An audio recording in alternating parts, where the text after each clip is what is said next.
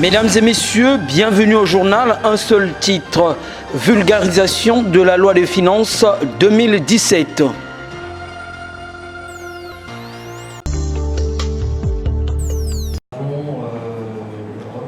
La vulgarisation de la loi des finances 2017 a fait l'objet, mercredi 1er mars 2017, d'une rencontre entre les auxiliaires de l'administration fiscale et les chefs d'entreprise. Une initiative de KPMG, Société anonyme d'expertise comptable, audit et commissariat aux comptes. Ces échanges ont permis à ce cabinet de définir les grandes lignes des dispositions fiscales de la loi des finances 2017. La crise économique que traverse le Congo-Brazzaville demande au gouvernement de la République de s'appuyer sur les recettes fiscales, lesquelles constituent plus d'un tiers du budget évalué. La loi numéro 33 du 31 décembre 2016 portant loi de finances exercice 2017 apporte des petites modifications relativement au dispositif fiscal actuel. C'est l'objet social qui détermine les charges des entreprises. Dans la nouvelle loi de finances, une entreprise ayant atteint un chiffre d'affaires supérieur ou égal à 500 millions de francs CFA doit transmettre spontanément ou annuellement à l'administration fiscale, 6 mois après la date de dépôt de la déclaration du résultat de l'exercice, une documentation allégée comprenant une déclaration générale de la politique des prix et de transfert. À noter que KPMG dispose d'une gamme de services d'accompagnement des entreprises dans leurs projets et organisations.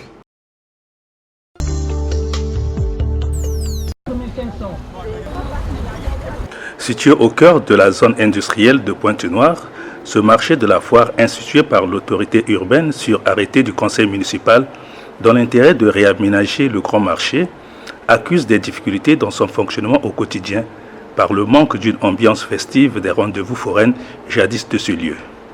Dès le portail central, ce cadre socio-économique est repoussant pour le visiteur qui cherche à retrouver le stand affecté à ses achats, en dépit de quelques étals achalandés d'habits, chaussures et de friperies. Un marché à 80% composé de sujets ouest-africains, les locaux ont jeté l'éponge, voyant la crise financière s'accentuer. Aux yeux des usagers, les clients fréquentent peu ce marché et plusieurs étals sont vides. Les plus courageux occupent les étals pour attendre les clients de fortune. Un marché abandonné qui mérite une attention, comme l'exprime ce vendeur expatrié. Le marché est un peu bizarre, il ne fonctionne pas du tout. Vous savez très bien qu'il n'y a que des hommes qui sont venus ici pour vendre des friperies. On ne peut pas séparer un couple, les hommes avec les femmes ensemble, le marché pourra bien marcher. Mais que l'on met les femmes à l'autre côté, les hommes ici, ça ne pourra jamais marcher. Et ça ne marche pas aussi, nous sommes ici, là. Bien sûr, on ne demande pas la patente ni quoi que ce soit, mais les tickets, etc. En tout cas, ça ne marche pas. Essayez de comprendre très fort. Ça ne marche du tout pas. Donc, nous, les coupables, les responsables, les principaux de ces défauts-là, nous pensons juste que la séparation des femmes et les hommes, raison pour laquelle... Mais quelle séparation des hommes et des femmes vous voulez? Ah, écoutez, les femmes sont à l'autre côté, les hommes ici. Nous souhaitons bien que tout le monde soit là, ou bien que tout le monde soit là-bas. C'est ces conditions-là, vous allez voir que ça va y aller. Comme vous y voyez, il n'y a pas de clients, il n'y a que des vendeurs. Et tous ces beaux mondes-là, ce sont des vendeurs qui sont en train de nous entourer. Comprenez très bien qu'il y a la crise, mais pour moi, c'est la séparation là qui fait défaut. En recadrant le sens réel que l'on doit affecter à ce marché par les autorités urbaines, Nordon Massengo passe au peigne fin les difficultés actuelles de ce cadre commercial informel. Nous nous battons à faire vivre ce marché, mais en vain. Nous avons plusieurs souhaits pour que tout aille un peu mieux. Qu'on nous installe ici un carrefour de toutes les lignes de Pointe-Noire. Cela permettra aux clients de visiter le marché. Car ici, nous sommes dans une zone industrielle et il y a plus de travailleurs que d'acheteurs. Nous avons également besoin qu'on classifie les zones, c'est-à-dire une zone de vêtements, une zone de chaussures, une zone de plastique. Les ventes sont très médiocres, mais tous les jours nous devons payer les sommes de 150 francs CFA pour la mairie et 100 francs CFA pour le balayage. Vente ou pas, c'est difficile pour nous. S'il vous plaît, et une attention particulière pour le marché de la foire. Au mot qui mine le marché de la foire est incriminer la spécialisation imposée à ces vendeurs ayant voulu le brassage économique, habits et alimentation en souvenir des beaux jours du grand marché.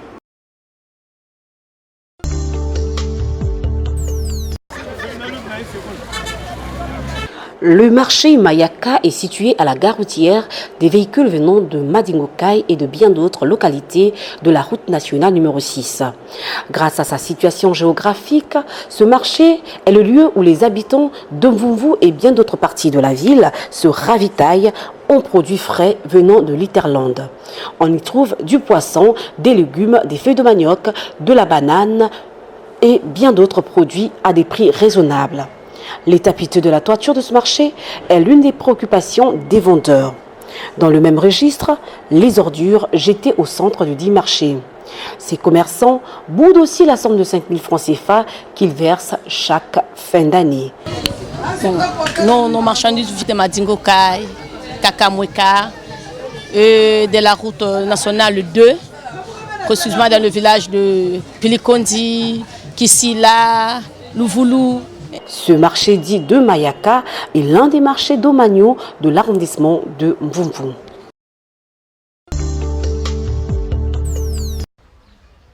Au cœur des préoccupations du conseil municipal au sortir de sa 7e session ordinaire budgétaire du 24 février 2017, l'on retient les travaux de réaménagement et d'intensification de l'avenue Antoinette Sassou Nguesso à Makayabou. Un tronçon routier qui s'exécute en 2 phases de construction. Le tronçon quittant le carrefour Makayabou au terminus du quartier 418, soit 1 km 800 de bitume, ayant respecté les normes cadastraux de canalisation et d'élargissement. Tronçon venant balayer les difficultés du passé que rencontraient les citoyens riverains. À l'actif, les étendues d'eau boueuse et l'impraticabilité de cette route en saison des pluies. Un souvenir oublié au regard de la beauté actuelle du tronçon. Le tronçon terminus du quartier 418, traversant la centrale électrique SNE jusqu'au rond-point Chister.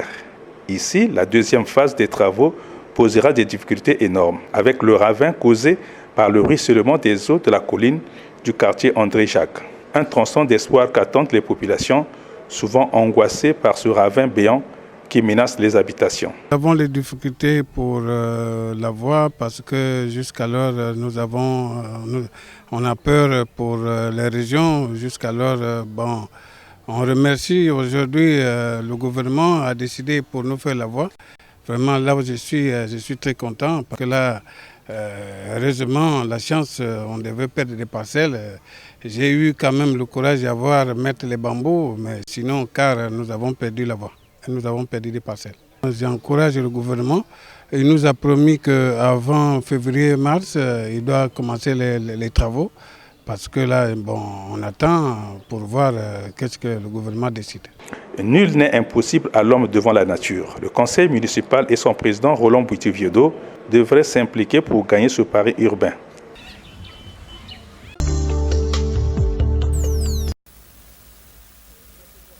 C'est une visite de 2 membres du gouvernement et de l'ambassadeur de Chine au Congo, mais une visite chargée d'espérance pour le ministère du Commerce extérieur et de la Consommation. Sur ce site de 12 hectares sera érigé le parc d'exposition de Pointe-Noire. Nous pouvons avoir bon espoir que ce projet est en route et va se réaliser. Nous disons avec le ministère du Commerce extérieur et de la Consommation a mené des enquêtes de l'entreprise de mon homologue, le ministre des Affaires foncières et du domaine public, qui ont abouti à régler la question foncière. Excellence, Monsieur l'ambassadeur, nous pensons qu'on est en bonne voie. En 2014, à la grande commission mixte Chine-Congo à Beijing, sur les 5 projets prioritaires choisis, 2 étaient du ministère du Commerce extérieur et de la Consommation. Il y avait la construction d'un parc d'exposition et la construction aussi d'un laboratoire de contrôle de qualité des produits. Il revenait au Congo de disponibiliser des sites ici à Luango sur la route nationale numéro 5 en allant vers Matombi. Le parc d'exposition a trouvé son site au grand bonheur de Loge Landry Kolela qui a remis les plans de limitation du site à Xianjiang, l'ambassadeur de Chine au Congo, après les avoir reçus lui-même du ministre des Affaires foncières et du domaine public. Établi par le département des affaires foncières, nous avons le plan d'imitation qui a été demandé par le ministère du Commerce. Monsieur le ministre, vous l'avez passé au but. Merci. Ce séjour ponténégrin du ministre du Commerce extérieur et de la Consommation a été aussi l'occasion pour échanger avec les cadres de son département et dans son discours une triptyque, la vérité, la rigueur et l'espérance, tout en épinglant certains vices constatés. L'objectif ici était l'amélioration de la manière de travailler, la cohésion, pour que le secteur du commerce extérieur et de la consommation à Pointe-Noire et dans les Kouilou soit un secteur dynamique. Le papillomavirus humain, responsable du cancer du col de l'utérus, sévit sévèrement en République du Congo. Le cancer du col de l'utérus surclasse désormais le cancer du sein au Congo. Un vrai problème de santé publique contre lequel la Fondation Génération Avenir a choisi d'aller en bataille.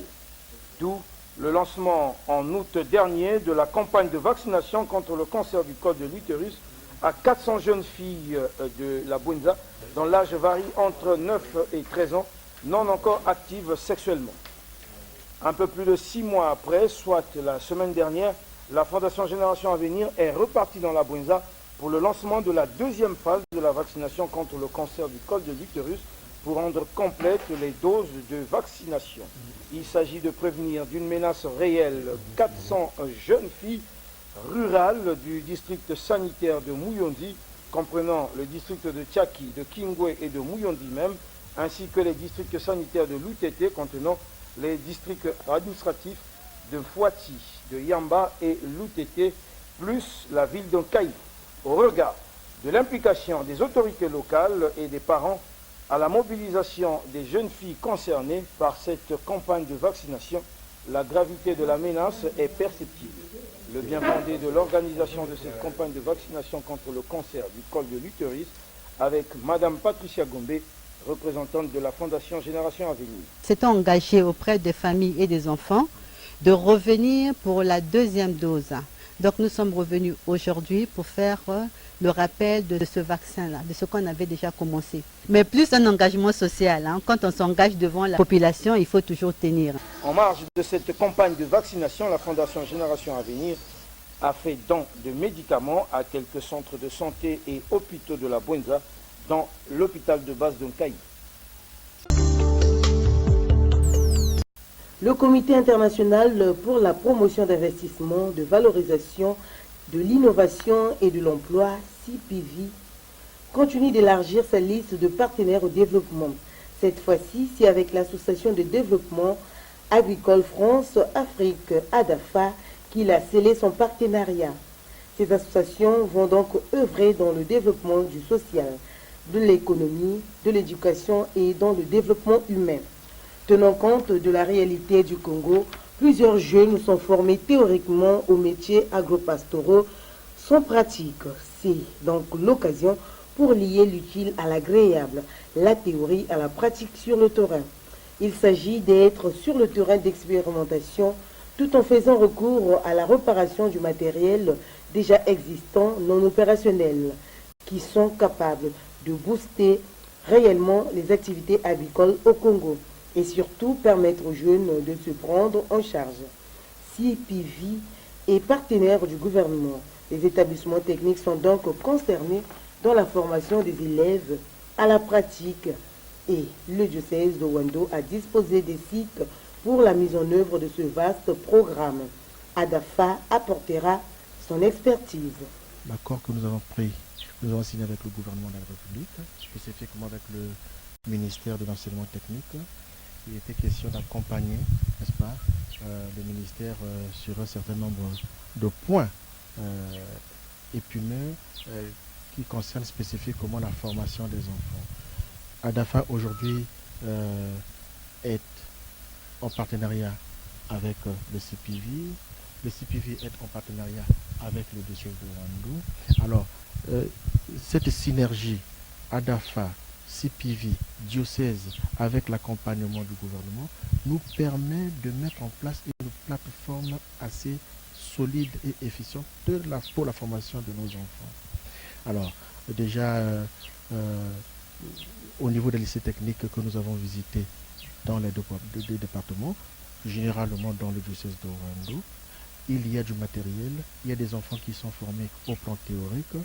ADAFA vient comme pour former les enfants. Après la partie nord du pays, CPV se rendra au sud du pays, précisément dans le Kwilu, Pointe-Noire et dans la Lécoumou pour accomplir sa mission. CPV est une ONG à caractère socio-économique, éducatif, humanitaire. Il est représenté dans 11 États de la CEMAC et en Afrique du Sud, en Israël. Mercredi, 8h du matin.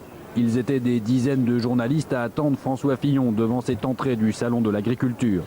Pourtant, le candidat des Républicains ne viendra pas et surprend même son entourage. Il a reporté sa visite au dernier moment et convoque la presse à son QG. Mon avocat a été informé que je serai convoqué le 15 mars par les juges d'instruction afin d'être mis en examen. Je serai candidat à la présidence de la République et nous tirerons de ces épreuves, avec tout ce qu'elles comportent de juste et d'injuste, le surcroît de force qu'il nous faut pour l'emporter et pour redresser notre pays. Convoqué, le candidat des Républicains ne renonce pas à sa candidature et dénonce un assassinat politique. Pourtant, François Fillon l'avait dit lui-même, mis en examen, il se retirerait de la course à la présidence. Le député de Paris se dit victime d'un acharnement médiatique et politique pour nuire à sa candidature. Depuis le 25 janvier dernier, l'ex-premier ministre est empêtré dans une affaire d'emploi fictif présumé. Pénélope Fillon, femme du candidat, aurait bénéficié d'un emploi très bien rémunéré comme assistante parlementaire, alors que son travail réel apparaît difficile à prouver. Ces révélations du canard enchaîné ont conduit à l'ouverture d'une enquête par le parquet financier et à la mise en examen prochaine de François Fillon. Le candidat, lui, s'est rendu dès le début d'après-midi au Salon de l'Agriculture.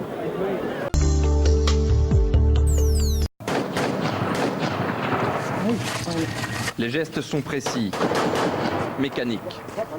La bataille pour Mossoul, un sanglant processus qui voit tomber les combattants de Daesh, un à un.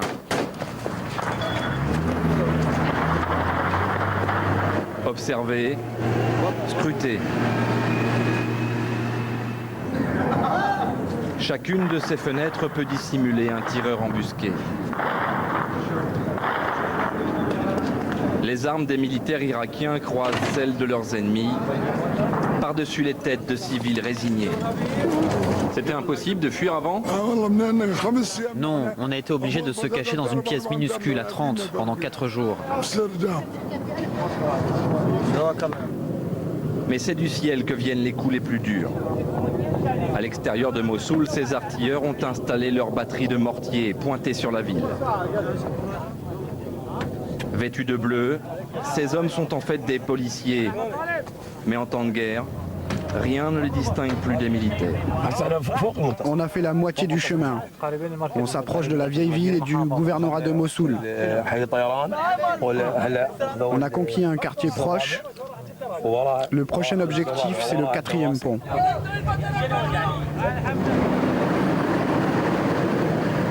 Sur les berges ouest du Tigre, les blindés remontent vers le front. L'état-major a déjà annoncé s'être emparé d'un pont sur le fleuve. La partie est est bien aux mains de l'armée, mais à l'ouest, Daesh tient toujours.